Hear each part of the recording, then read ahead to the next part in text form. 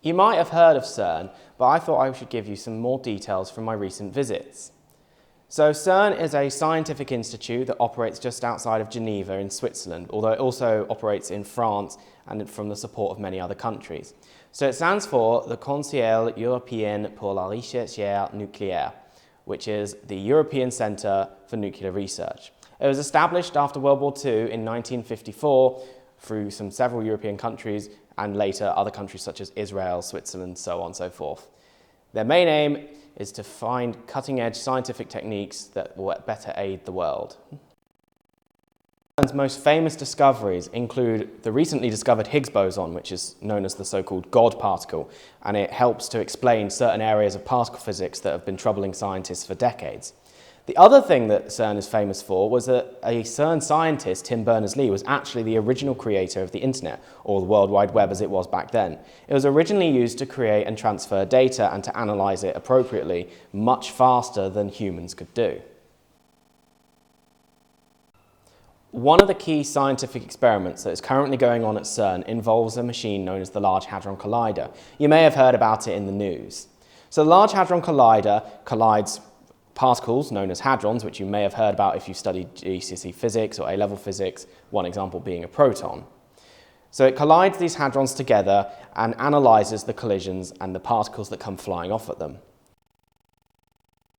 The Large Hadron Collider has a circumference of 27 kilometers underneath the ground between Switzerland and France. The particle accelerator can actually boost the speed of the particles to almost the speed of light, in fact just over 99% the speed of light.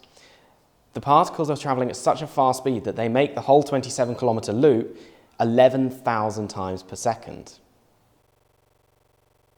So the Large Hadron Collider works by accelerating these protons through the use of superconducting electromagnets. However, these have to be cooled to near absolute zero temperatures, otherwise they overheat and they no longer work. Once these electrons and protons and other charged particles have been accelerated, they are then forced to collide in the presence of one of the four main detectors on the Large Hadron Collider track. So what about the Large Hadron Collider detectors themselves? So the first one is called ATLAS, which stands for a toroidal LHC apparatus. So the job of ATLAS is to look for signs of groundbreaking new physics. It was involved in the hunt for the Higgs boson, and now it's currently looking for extra dimensions and evidence of such. The other main detector is called ALICE, which stands for a Large Ion Collision Experiment.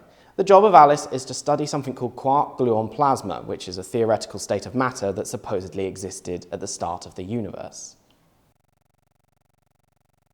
The next detector is LHCb, which stands for Large Hadron Collider Beauty Experiment.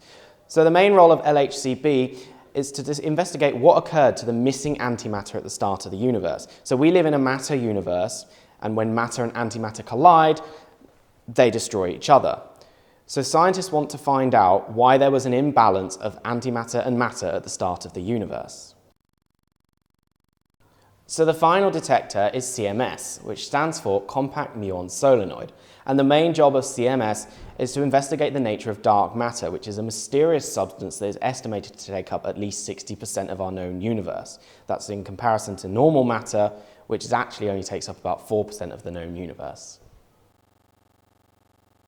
So I've been lucky enough to visit CERN twice so far, once as a sixth form student during my A-levels and once just after I'd finished my physics degree. So actually on the second time I went, I was actually lucky enough to be given a tour of the CMS detector, and we were able to go down into the tunnels, and the only thing that stood between us and the actual pipes was the main door where you weren't allowed through for security reasons, and a radiation door where you were checked to see if you'd taken in too much radiation. One thing that I found really interesting when I went the second time actually, looking around the CMS, was how many people outside of physics CERN employs.